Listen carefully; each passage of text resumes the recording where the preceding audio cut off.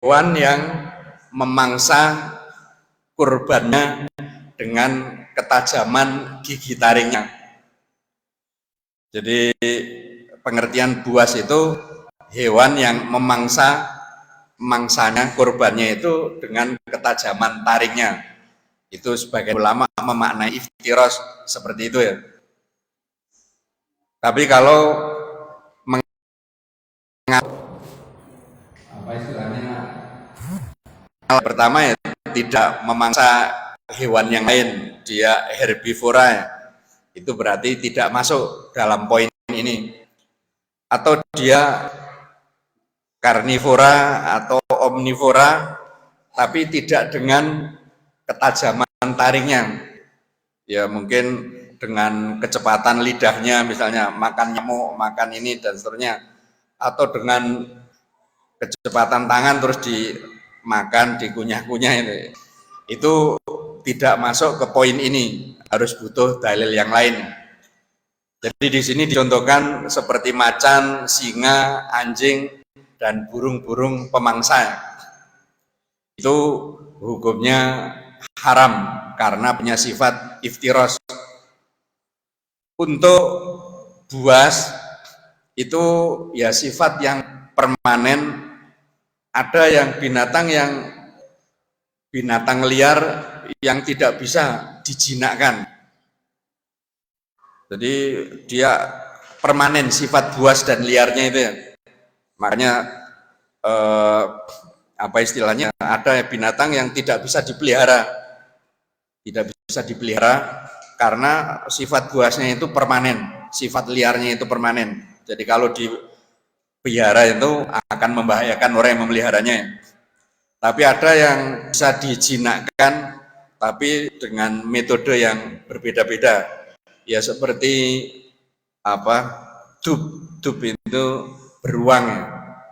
Itu bisa dijinakkan dalam waktu lama tapi didolimi dikerasi ya, dicambuk di ini ya, baru nanti nurut.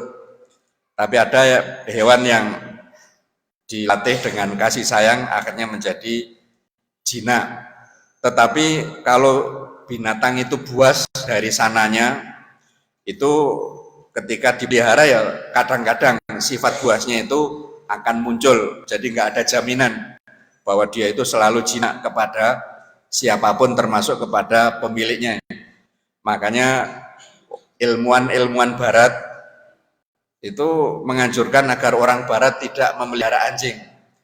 Karena anjing itu tetap binatang buas dan sifat buasnya itu sewaktu-waktu akan muncul, dan itu banyak kasus.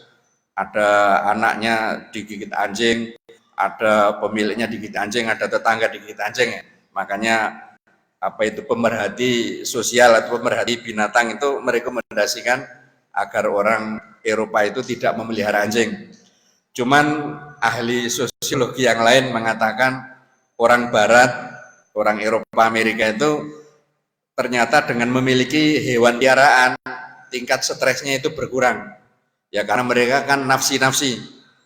Sehingga kalau dia punya binatang piaraan itu stres atau depresinya itu lebih minim ya. Makanya di sisi yang lain mereka tidak merekomendasikan memelihara anjing, tapi di sisi yang lain ya mereka menganjurkannya, karena kalau tidak punya hewan piaraan ya tingkat stresnya itu akan lebih tinggi. Tapi kalau di Islam kan karena hidupnya bermasyarakat, interaksi sosialnya bagus, terus juga ada alternatif hewan piaraannya itu kucing bukan anjing. Jadi untuk kucing itu kan kata Rasulullah minat tawafina alaikum, termasuk binatang yang gelibet selalu mengitari kita ya. Jadi kucing tidak termasuk binatang buas, tapi untuk kehalalan memakannya itu ada sebab lain.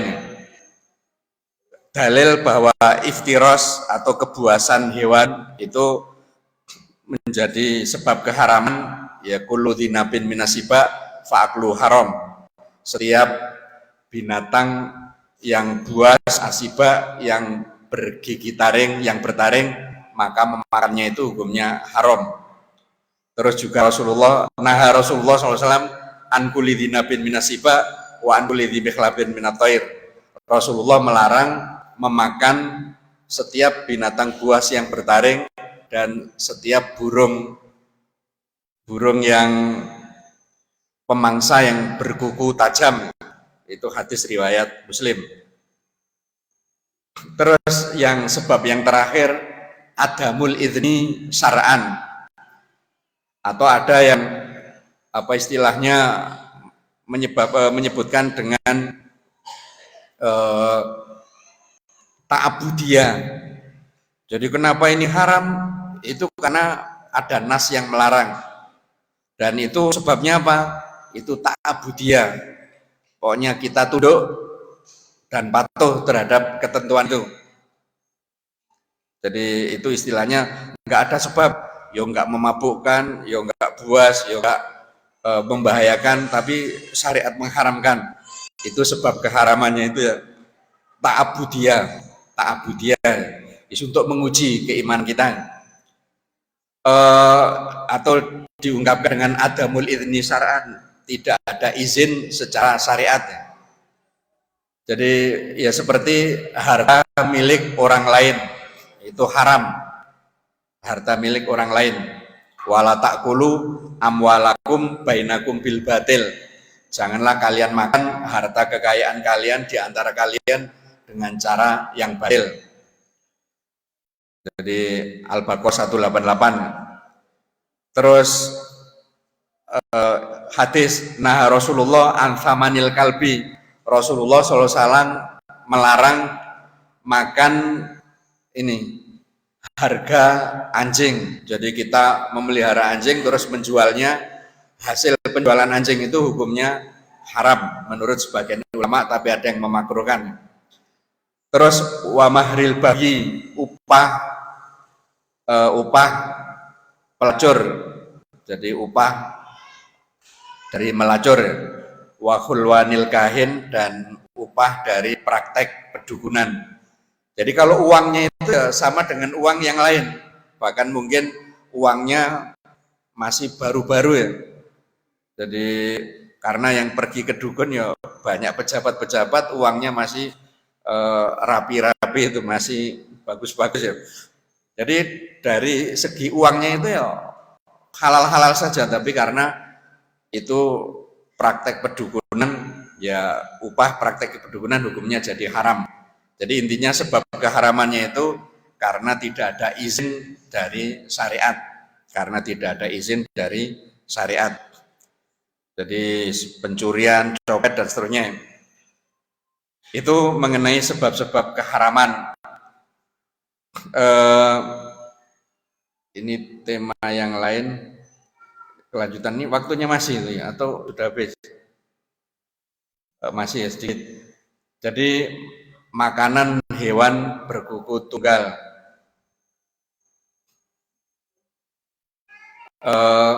Ini masuk ke contoh-contoh ya.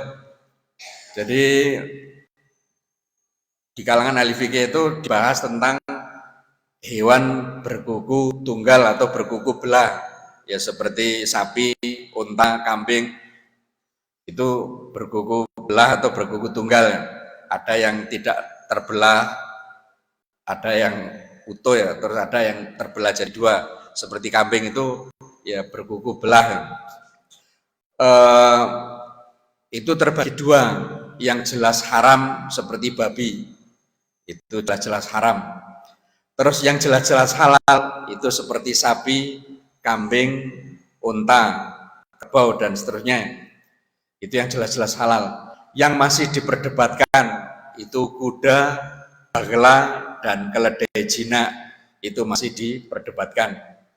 Jadi itu untuk kelompok hewan yang berkuku tunggal atau berkuku belah. Jadi yang pertama mengenai kuda, pendapat yang masyhur dari Imam Malik dan Abu Hanifah, kuda itu hukumnya haram, atau istilah madzhab Hanafi makruh karohata tahrim, makruh tapi rasa haram.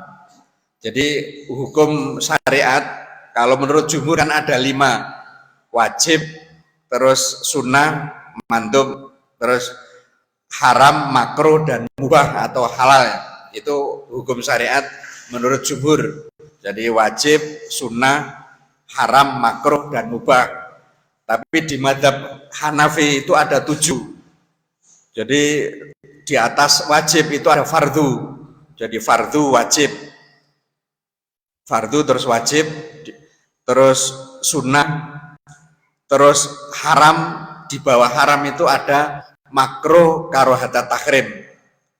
Terus di bawah makruh karohata tahrim itu ada makruh karohata tanzih. Baru setelah itu yang ke-7 mubah. Jadi makruh karohata tahrim itu bedanya dengan haram versi jumhur itu tidak ada. Jadi jumhur menghukumi haram, tapi Hanafi menghukumi makruh karohata tahrim. Bedanya itu menurut madzhab Hanafi, kalau fardu itu dalilnya qot'i, dalilnya itu Al-Quran atau hadis mutawatir, itu tidak sekedar wajib tapi fardu. Tapi kalau wajib itu dalil tidak qot'i tapi dhoni. Begitu juga haram. Haram menurut madzhab Hanafi itu kalau dalilnya qot'i 100% meyakinkan ya. Itu kalau dalilnya itu Al-Quran atau hadis mutawatir. Tapi kalau dalil pengharamannya itu hanya hadis ahad, itu tidak sampai haram tapi makruh karohata tahrim. Jadi kalau jumhur tidak dibedakan, yang mengharamkan itu ayat Al-Quran maupun hadis sama saja, hukumnya itu haram. Jadi untuk kuda itu oleh Imam Malik dan Abu Hanifah hukumnya haram atau makruh karohata tahrim. Terus masyhur dari Ibnu Abbas, Al-Auza'i dan lain-lain hukumnya hanya makruh. Syafi'i dan Ahmad mubah tanpa ada kemakruhan sedikit pun. Dan pendapat yang kuat itu pendapat yang ketiga, halal mubah tanpa ada kemakruhan sedikit pun. Terus langsung yang terkuat saja. Ini dalil masing-masing pendapat. Wal khayla wal bighala wal hamira litakabu wa zina. Ini madzhab Maliki dan madzhab Hanafi mengatakan bahwa fungsi atau hikmah diciptakannya kuda itu lirukub wazina, untuk tunggangan dan untuk perhiasan, untuk gagah-gagahan. Jadi itu Allah menyebutkan fungsi kuda untuk dinaiki, untuk ditunggangi, dan untuk zina, perhiasan. Sedangkan memakannya, menyembelihnya dan memakannya itu menghilangkan fungsi ini. Jadi seakan-akan fungsi utama bahkan satu-satunya itu ya dikendarai dan dijadikan hiasan. Jadi orang kalau punya kendaraan kuda itu ya dia menjadi lebih gagah dan berwibawa. Dan menyembelihnya, memakannya itu merusak fungsi ini ya. Itu dalil yang mengharamkan kuda. Sedangkan dalil yang menghalalkan ini, nahan Nabi SAW yauma Khaybar an luhumil humur wa rakhasa fi luhumil khail. Jadi Nabi melarang pada saat perang Khaybar itu memakan daging keledai jinak. Itu Rasulullah melarang, mengharamkan. Wa rakhasa, dan memberikan keringanan untuk daging kuda. Atau dalam redaksi yang lain, Rasulullah SAW melarang penyembelihan keledai jinak dan membolehkan penyembelihan kuda. Ini menunjukkan bahwa kuda itu halal. Jadi kuda itu hukumnya halal. Jadi intinya kuda itu hukumnya halal untuk dimakan ya. Jadi meskipun mungkin kurang lazim di Jawa Tengah, mungkin ya nggak biasa karena kuda ya tidak banyak di Jawa Tengah. Tapi dulu sempat viral atau ngetren itu ya sate kuda di Jogja, terus bahkan di Sragen ya ada. Tapi mungkin sekarang sudah tutup karena ya orang belum familiar dengan daging kuda. Terus ya mungkin bukti-bukti di lapangan itu ya nggak sesuai dengan apa itu harapan orang yang mengkonsumsinya.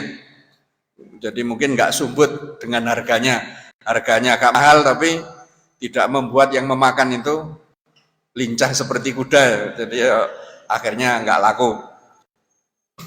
Itu. Terus yang kedua bagla. Bagla itu hewan yang lahir dari perkawinan kuda dan keledai. Kuda dan keledai itu bagla. Jadi entah itu betinanya yang kuda, keledainya yang jantan itu ya, atau sebaliknya. Itu namanya bagla. Bigol jamaknya.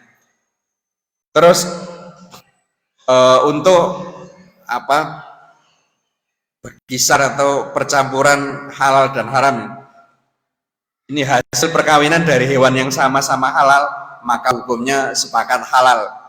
Misalnya ada kambing ya, terus dia main di hutan, terus ada kijang yang sudah nggak bisa menahan diri, terus ngumpuli ngawini kambing. Ya kijang halal, kambing halal, anaknya itu jadi halal juga. Terus hasil perkawinan dari hewan yang sama-sama haram, misalnya anjing dan serigala kawin, anaknya itu haram karena anjing ya haram, serigala juga haram, jadi anaknya sepakat haram. Terus hasil perkawinan campurannya dari hewan halal dan hewan haram, ini yang masih diperselisihkan, seperti bigol atau bagla. Itu karena percampuran antara halal dan haram. Jadi kuda halal, keledai jinak itu haram. Bagla anaknya itu masih diperselisihkan. Ibnu Hazm berpendapat bagla itu halal. Abu Hanifah berpendapat jika induknya itu keledai maka hukumnya haram. Tapi jika induknya itu kuda, ibunya itu kuda ya, betinanya itu kuda, maka masih diperdebatkan seperti kuda. Jadi itu masih dipersisikan. Terus Malik haram atau makruh, itu pendapat. Sementara Syafi'i dan Ahmad sepakat haram, karena apabila bertemu sisi haram dan sisi halal, maka yang dimenangkan adalah sisi haramnya. Jadi pendapat yang kuat itu pendapat yang terakhir, bahwa bagla bercampur, jadi anak hasil perkawinan campuran kuda dan keledai. Kuda halal, keledai haram, anaknya itu ya ikut haram. Karena dalam kaidah usul idza ijtama'a al halal wal haram ghuliba janibul haram. Apabila bertemu sisi halal dan sisi haram, maka yang dimenangkan itu sisi haramnya. Jadi pendapat yang kuat, bigol itu hukumnya haram karena anak dari keledai jinak yang hukumnya haram. Dalil yang menghalalkan ya ayyuhan nas kullu fil ardi halalan thayyiba. Jadi berarti semua hewan itu ya hukum asalnya adalah halalan thayyiba, dan tidak ada dalil yang mengharamkan bigol ya. Itu alasan yang menghalalkannya. Semua hewan hukum asalnya halal kecuali ada nas yang mengharamkannya, dan tidak ada yang mengharamkan bigol. Terus dalil ayat Al-Quran bahwa yang haram itu ya yang sudah dijelaskan, disebutkan dalam Al-Quran, ternyata bigol tidak disebutkan. Sementara dalil yang mengharamkan itu spesifik ya, dzabahna yauma Khaibar al-khoila wal bighola wal hamir. Kami pada perang Khaibar itu menyembelih pertama kuda, kedua bigol, peranakan kuda dan keledai, wal hamir dan keledai. Fanahana Rasulullah SAW, lalu Rasulullah SAW melarang kita anil bigol wal hamir. Jadi beliau melarang penyembelian bigol, anak campuran antara keledai dan kuda, wal hamir dan keledai. Walam yanhana, dan tidak melarang kami untuk menyembelih kuda. Jadi itu dalil yang mengharamkan bigol.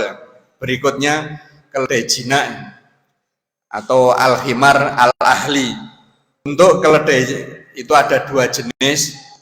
Al-himar al-waksi itu keledai liar, ulama sepakat mengenai kehalalannya. Terus khimar ahli, keledai jina, ulama berselisih mengenai halal dan haramnya.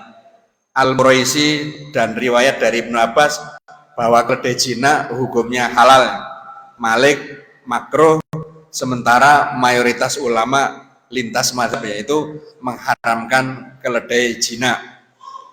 Untuk keledai jina dan keledai liar itu dua jenis yang secara fisik berbeda, ya sama dengan babi liar dan babi piaraan, itu secara fisik berbeda.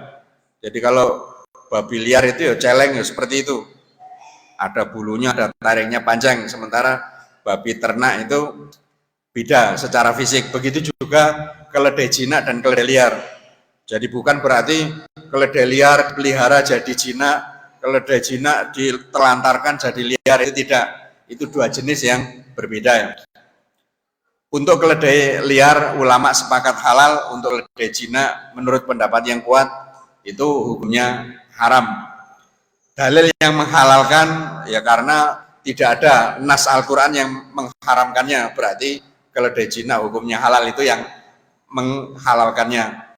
Dalil yang mengharamkan tadi sudah disampaikan, pada saat perang Khaybar itu Rasulullah melarang menyembelih keledai jinak. Dulu Ahmad Hasan ya, pendiri Persis di Bangil itu ya, Pasuruan, beliau mengatakan bahwa yang haram itu yang disebutkan dalam Al-Quran. Adapun larangan penyembelihan keledai itu temporer menurut beliau. Jadi temporer karena pada waktu itu perang sehingga kaum muslimin butuh kendaraan, makanya Rasulullah melarang menyembelih keledai. Tapi pendapat ini jelas-jelas tertolak karena di saat melarang penyembelihan keledai Cina, Rasulullah malah membolehkan menyembelih kuda. Padahal kecepatan, kekuatan itu ya lebih bagus kuda daripada keledai. Ya mungkin keledai itu lamban, tapi memang cocok untuk medan yang sangat terjal, yang kalau kuda kan medan yang mulus ya. Tapi kalau keledai itu medan yang terjal, yang susah, itu cocok. Makanya orang-orang barat setelah perang dengan Afghanistan lama itu ya, akhirnya mereka memiliki ide untuk bikin robot keledai itu ya, untuk mengangkut alat-alat perang. Tapi biayanya sangat mahal, harganya itu mungkin 10 kali lipat keledai. Makanya terus robot itu ya enggak dipakai karena terlalu mahal. Ya mending punya keledai langsung, enggak robotnya. Dalil yang mengharamkan keledai Cina sudah sangat jelas tadi ya.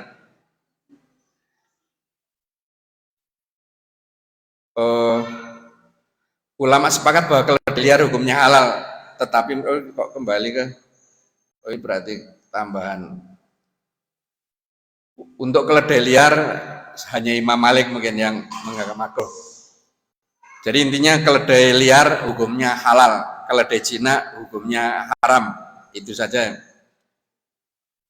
Mungkin itu yang bisa saya sampaikan mengenai sebab-sebab keharaman dan mengenai hukum hewan yang berkuku belah atau berkuku tunggal.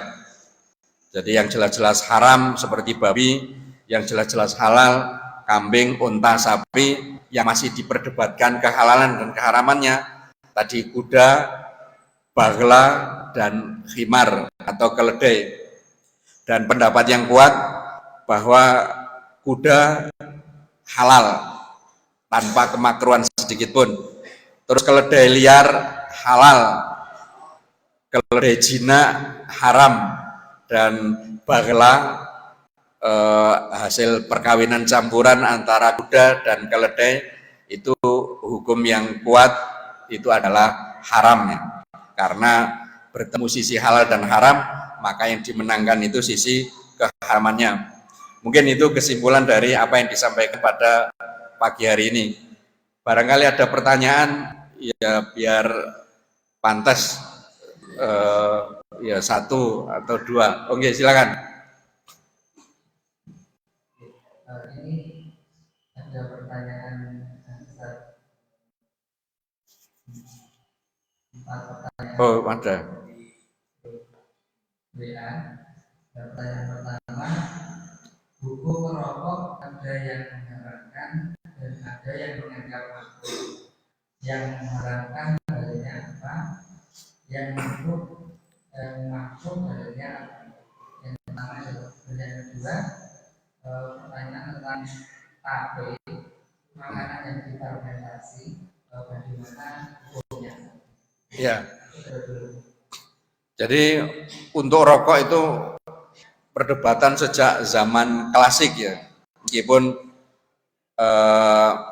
ya ada di Arab itu sejenis tembakau ya, meskipun yang populer tembakau itu sejak zaman siapa yang menemukan Amerika itu, Columbus itu ya, dan seterusnya. Jadi itu kebiasaan suku Indian terus dibawa ke negara-negara yang lain. Makanya kan apa tembakau yang populer itu dari mana, Kuba, Meksiko dan seterusnya, itu yang mahal itu ya, yang rokok besar itu apa namanya, cerutu ya. Jadi untuk khilaf tentang hukum merokok itu ya sudah sejak dulu. Jadi bahkan banyak kiai aktivis pengajian itu yang masih merokok. Ternyata mereka punya alasan ya, merokok itu hukumnya malah sunnah, jadi ya ada yang menyunahkan. Karena itu ada dulu malah pernah jadi anggota Majelis Mujahidin, dia perokok berat. Jadi ketika ditanya kok merokok, karena dengan merokok itu seiring dengan membubungnya asap, itu saya sambil berzikir. Berarti asapnya itu asap yang toyib. Jadi dan setiap yang toyib itu akan diangkat ke langit ya oleh Allah. Jadi sambil zikir itu. Jadi itu yang membuat dia tetap, padahal ya militan kok merokok itu ya aneh. Padahal mereka itu siap jihad melawan pemerintah misalnya. Jadi kalau mujahidin kok merokok itu ya nanti nggak harus diperangi oleh pemerintah dengan senjata, cukup rokoknya nggak bisa, kok diboikot, mereka nggak bisa mendapatkan rokok, mereka akan menyerah dengan sendirinya karena sudah kecanduan. Jadi ya cocoknya orang militan seperti itu ya nggak merokok, biar nanti bisa bertahan ketika melakukan perang dan seterusnya itu. Terus ya intinya ya itu, kalau ulama mutaakhirin cenderung mengharamkan rokok, dan ulama yang klasik-klasik itu ya sebagian ada yang mengharamkan. Tapi ada yang gini, kalau di pondok-pondok itu para kiai memperlakukan kaidah. Jadi sebagian kiai itu mengharamkan rokok, tapi bagi yang sudah terlanjur itu dimaafkan. Jadi itu rokok itu haram, tapi bagi yang terlanjur itu hukumnya nggak apa-apa. Makanya di sebagian pondok santri-santri junior belum boleh merokok, tapi yang senior sudah boleh. Jadi karena ada kaidah fikih itu dan digunakan untuk itu ya. Yuhtafaru lil mutaqaddim mala yuhtafaru lil mubtadi. Jadi sesuatu itu dimaafkan bagi orang yang sudah terlanjur, apa yang tidak dimaafkan untuk pemula. Jadi di antara contoh untuk kaidah itu ya, orang yang sudah terlanjur merokok itu ya dimaafkan karena dia sudah kecanduan. Tapi bagi santri baru ya dia nggak boleh merokok karena dia masih pemula. Atau contoh dari kaidah itu ya, kerja di bank ribawi. Kerja di bank ribawi itu bagi orang yang dulu kerja karena tidak tahu hukumnya, jadi dia kerja tidak tahu hukumnya ya. Terus setelah itu aktif di pengajian, terus dapat ilmu dari ustadznya bahwa bank atau riba, apa bunga bank itu riba yang diharamkan. Maka untuk orang ini karena sudah terlanjur dan dia tidak punya modal, tidak punya keterampilan, kalau dia keluar dari bank ribawi, anak istrinya terlantar. maka orang yang seperti ini diperbolehkan untuk bertahan di bank tersebut. Tapi bagi alumni atau lulusan fakultas ekonomi terus melamar pekerjaan, ya dia tidak boleh melamar pekerjaan di bank ribawi karena dia belum terlanjur masuk ya. Itu untuk contoh. Jadi sebagian orang itu mengatakan rokok itu haram, tetapi bagi yang terlanjur dimaafkan. Tapi ada yang mengharamkan dan bagi yang sudah terlanjur harus mencabut diri. Ya intinya dalil yang mengharamkan itu pertama tadi kaidah masabata dororu biyakin fahuwa haram. Apa yang terbukti membahayakan maka hukumnya itu haram, dan rokok itu sudah terbukti membahayakan. Makanya di sampul rokok ditulis bahaya merokok itu sangat banyak. Gambarnya juga jelas ya, ada tenggorokan yang bolong karena efek dari merokok. Intinya itu dalilnya yang mengharamkan.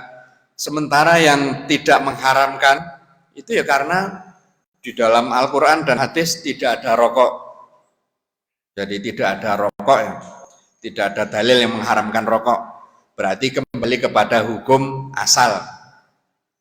Terus ya ini kelompok yang kedua ini yang mungkin ada sisi benarnya ya. Tapi juga sebagai pribadi ya sebaiknya kita mencabut diri dari rokok, tapi seandainya ada orang yang merokok. Jadi begini, memang yang terbukti membahayakan itu haram. Tetapi itu kan sifatnya personal, sehingga hukum rokok itu berbeda-beda.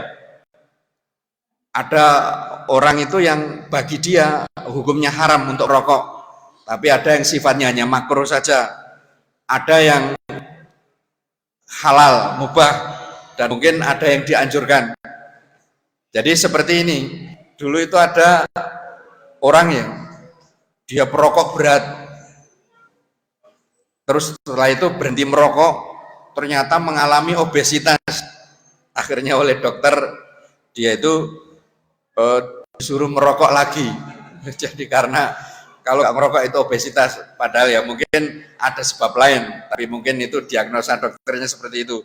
Jadi mungkin ini yang jadi contoh, bagi dia rokok itu hukumnya tidak sekedar halal, maka malah dianjurkan. Atau dulu ada pensiunan di Jogja itu, dia perokok ya, terus berhenti merokok karena rajin ke masjid. Tapi pada saat berhenti merokok itu malah pikirannya malah kacau, jadi kayak orang gila. Akhirnya oleh dokter disuruh merokok lagi, ya akhirnya bisa berpikir agak jernih daripada sebelumnya. Mungkin ya otaknya sudah terkotori oleh nikotin, oleh rokok ya, sehingga kalau nggak ngerokok itu ya akhirnya tadi setengah gila.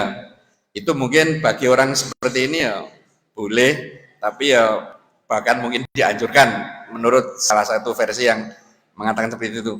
Jadi bagi yang merokok terus tidak ada efek apapun, itu oleh sebagian ulama dikatakan ya boleh bagi dia. Tapi kalau menimbulkan efek tapi tidak sampai membahayakan, itu ya makruh. Tapi kalau bagi orang yang dengan merokok itu efeknya bisa mematikan, itu hukumnya haram.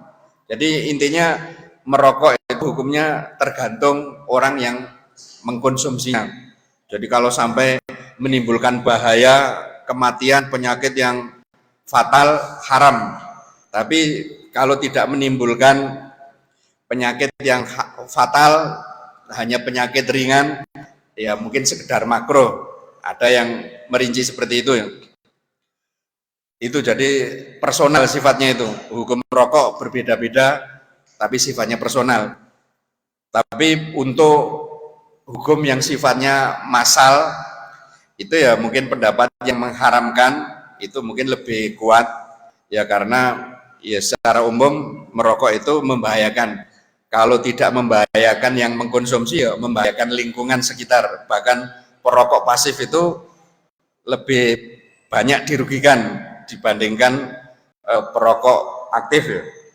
Terus juga merokok itu ya termasuk idhaatul mal, menyia-nyiakan harta. Jadi orang kalau dihitung-hitung ya, uang yang ludes karena merokok itu, kalau dihitung mungkin sehari katakanlah satu bungkus 20.000 kali 30 kali 12 bulan dan seterusnya, itu ya banyak. Cuman kadang yang ngerokok itu mengatakan ya, si fulan itu ya nggak ngerokok tapi ya nggak bisa beli mobil, nggak bisa haji. Ini berarti ya merokok itu ya tidak menelantarkan atau menyia-nyiakan hartanya. Ya, intinya masih diperdebatkan. Tapi intinya ya kebijakan yang harus diambil pemerintah itu ya harusnya melarang merokok terlepas dari hukum secara syariah ya. Jadi karena tadi itu membahayakan, yang kedua ya membakar harta, menyia-nyiakan harta. Dan kalau efeknya bagi perokok itu macam-macam, tapi ya bagi perokok pasif itu jelas membahayakan, terutama anak-anak kecil ya, anak-anak kecil. Jadi itu intinya masih khilaf, dan ulama sepakat bahwa keharaman rokok bagi yang mengharamkan itu lebih ringan daripada keharaman khamr, arak, atau zat-zat adiktif yang lain seperti narkoba, ganja, dan seterusnya. Itu mungkin ya masih diperdebatkan. Jadi bagi yang sudah meninggalkan rokok ya alhamdulillah, kita bersyukur kepada Allah. Tapi bagi yang belum ya kita bersikap lapang dada, karena untuk meninggalkan rokok itu ya tidak mudah. Karena lingkungan itu juga dulu tetangganya Pak Aris rajin pengajian, akhirnya bisa meninggalkan rokok. Tapi lingkungan kantornya perokok semua, akhirnya kembali merokok. Jadi kembali merokok karena lingkungan. Sampai dulu AAG mungkin ya bisa apa istilahnya membela diri. Dulu Hakim ketika muda kan diledek oleh teman-temannya ya, wong laki-laki kok gak merokok, ini sebanji. Terus akhirnya Hakim ngajak teman-temannya ke Bang Jo itu. Ternyata di situ banyak waria dan mereka merokok semua. Jadi oh itu ternyata justru yang banyak merokok itu ya yang banci-banci itu ya. Jadi akhirnya teman-temannya ya nggak berani meledek Hakim yang tidak merokok. Itu mengenai hukum rokok masih diperdebatkan, tapi bagi kita sebagai muslim berusaha untuk tidak merokok, dan kalau ada teman yang masih merokok itu ya kita harus berlapang dada ya sambil tetap menasihati. Terus mengenai hukum tape tadi, jadi kalau kandungan alkoholnya itu terjadi secara natural karena akibat proses yang itu bukan rekayasa kita. Itu yaitu berarti yang membedakan itu niat orang yang memakannya. Kalau makan tape untuk menghilangkan lapar, insya Allah nggak apa-apa. Tapi kalau makan tape dengan niat mabuk-mabukan, itu ya yang dicatat itu apa yang menjadi niatnya. Meskipun dia nggak mabuk, malah kesel ya. Pengennya mabuk tapi kok nggak mabuk-mabuk. Itu kan banyak orang yang suka mabuk itu kan kok minum bergelas-gelas nggak mabuk, akhirnya dicampur spiritus diminum, akhirnya almarhum ya. Jadi ya itu tapi dengan niatnya itu sudah terhitung dosa. Tapi kalau niat kita itu ya kita makan seperti mampir, kalau Jogja mampir dawet terus dikasih tapetan, niatnya ya untuk menikmati tape itu ya nggak apa-apa. Tapi kalau kita niatkan mabuk ya itu niatnya itu yang dosa, itu niatnya dosa, dan niat tersebut hukumnya haram. Itu kalau campuran alkoholnya itu terjadi secara alami. Tapi kalau misalnya ada minuman tidak ada alkohol terus dikasih alkohol meskipun kadarnya itu rendah tetap haram dan boleh menjadi atau berubah jadi halal itu dalam kondisi darurat. Ya seperti tadi obat batuk yang ada kandungan alkoholnya. Kalau ternyata ada obat batuk yang tanpa alkohol nggak ada, untuk mengobati batuk itu kita minum sirup yang ada kandungan alkoholnya, ya boleh sebagai bentuk keterpaksaan. Jadi untuk darurat itu istilahnya kadarnya itu mengikuti, tidak standarnya itu dikatakan darurat apabila antara hidup dan mati. Antara hidup dan mati ya tidak. Jadi ada kadarnya, ada level-levelnya. Jadi ini masuk kategori darurat sehingga obat batuk yang ada kandungan alkoholnya boleh. Jadi itu mungkin mengenai makanan dan minuman yang ada kandungan alkoholnya seperti tape. Kayaknya 2 pertanyaan tapi sudah apa? Satu lagi, monggo.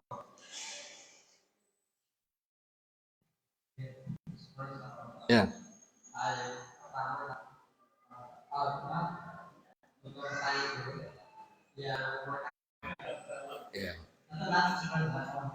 Ya, terima kasih.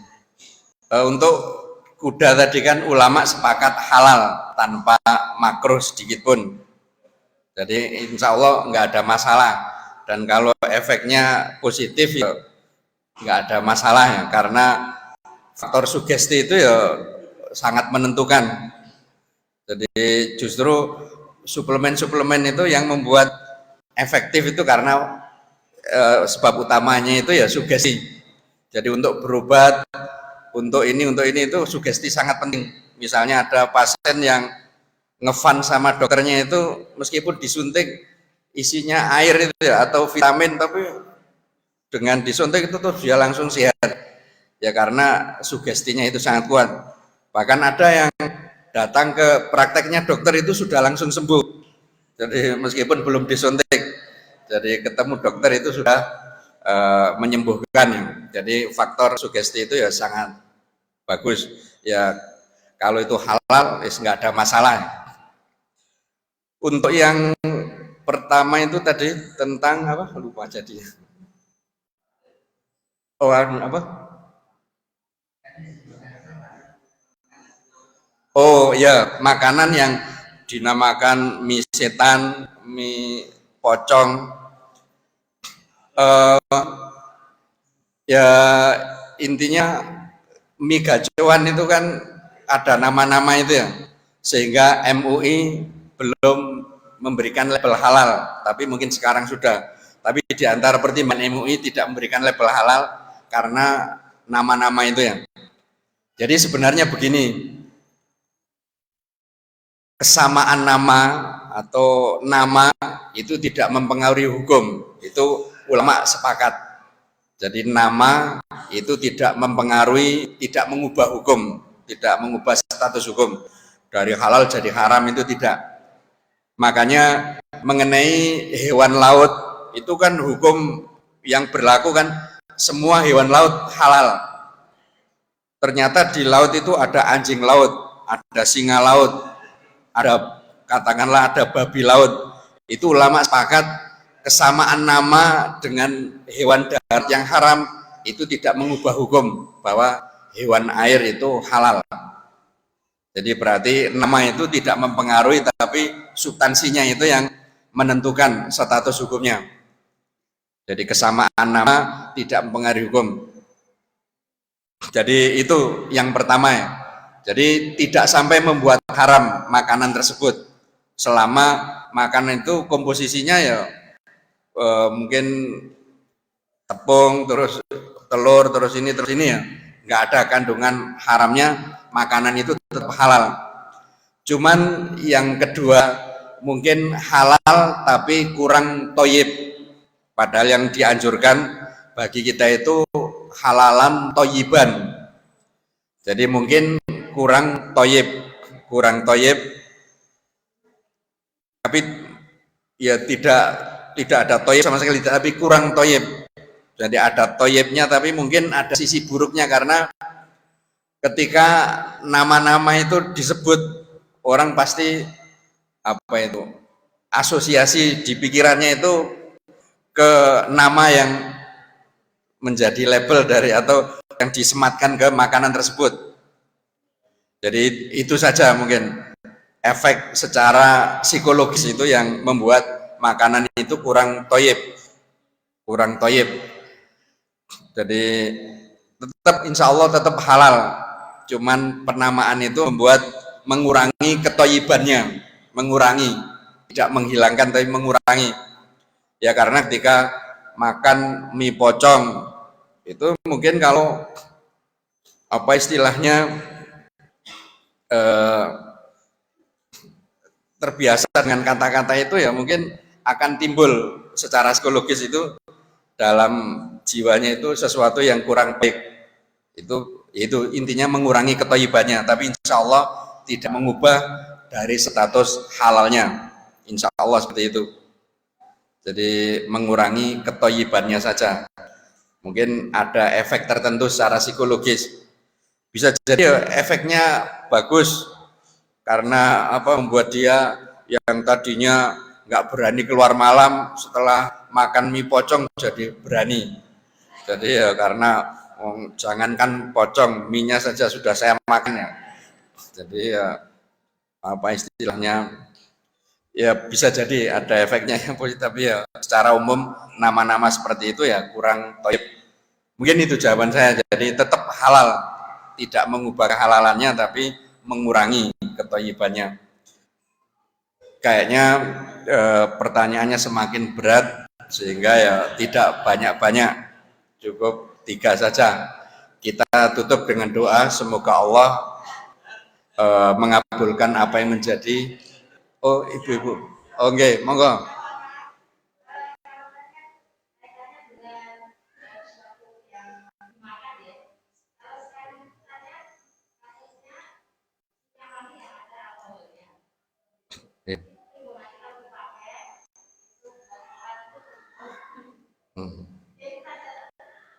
Ya, jadi memang mengenai alkohol, kalau madzhab Syafi'i itu kan kaidahnya tadi sesuatu yang haram itu najis dan sesuatu yang najis itu haram. Itu madzhab Syafi'i. Jadi untuk alkohol karena haram maka hukumnya najis. Jadi menurut madzhab Syafi'i alkohol tidak boleh untuk campuran minyak wangi atau untuk yang lainnya ya. Karena setiap yang haram itu najis dan alkohol ini kan haram berarti najis. Tetapi ulama lain di luar madzhab Syafi'i, meskipun mungkin ini ya kelompok minoritas ya, kelompok minoritas itu mengatakan alkohol tidak najis karena keharaman alkohol itu karena unsur memabukkan, bukan karena kenajisannya, sehingga boleh untuk campuran minyak wangi. Bahkan mungkin alkohol itu kan ya tergantung persentasenya ya. Itu bisa untuk membersihkan muka atau anggota badan yang lain ya, meskipun biasanya setelah itu dibilas pakai sabun ya. Terus juga kalau untuk membersihkan alat-alat elektronik itu ya dengan alkohol. Jadi kayaknya penggunaan alkohol sekarang ya tidak bisa dihindarkan. Jadi kalau membersihkan laptop dengan alkohol, apakah laptopnya jadi najis? Itu pendapat yang moderat ya, mungkin alkohol itu ya haram tapi tidak sampai najis. Kalau kita bisa menghindarkan penggunaan alkohol itu bagus, karena kaidah fikihnya itu kan al-khuruj minal khilaf mustahab, keluar dari perselisihan itu sangat dianjurkan. Jadi kan yang satu membolehkan, yang satu melarang, berarti kita nggak usah pakai, sehingga tidak dimarahi oleh kelompok yang pertama dan juga tidak dimarahi oleh kelompok yang kedua karena kita nggak pakai alkohol, sehingga yang membolehkan ya tidak marah, yang mengharamkan ya tidak marah karena kita nggak memakai. Meski itu prinsipnya ya, tapi pendapat yang moderat itu ya alkohol tidak najis. Kalau najis itu ya akan sangat memberatkan karena apa istilahnya banyak digunakan untuk membersihkan ya badan kita maupun alat-alat yang ada di sekitar kita. Mungkin itu mengenai alkohol. Jadi kalau ikut madzhab Hanafi, madzhab Syafi'i ya najis. Tapi kalau selain madzhab Syafi'i tadi tidak najis, makanya kita berusaha untuk tidak menggunakan kecuali untuk keperluan yang mendesak. Harus pakai alkohol ya nggak apa-apa selama tidak kita konsumsi. Mungkin itu yang bisa saya sampaikan, yang benar dari Allah, yang salah dari diri saya pribadi. Dan marilah kita tutup kajian ini dengan doa.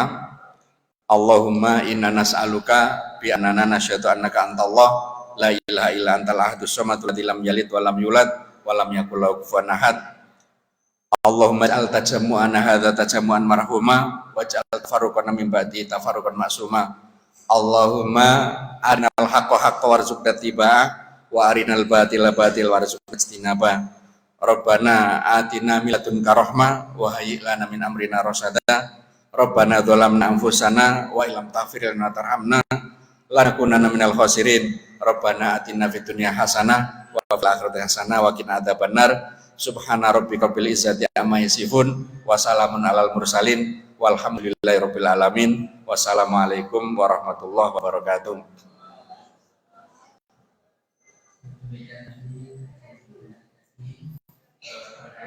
Dengan sebab-sebab hal yang pertama membahayakan, yang kedua memabukkan, yang ketiga najis, yang keempat menyisihkan, yang kelima kepuasan, yang keenam tidak ada isi. Mari kita terus kajian yang itu pada hari itu membaca, menggelar dan berdoa kepada Allah. Alhamdulillah.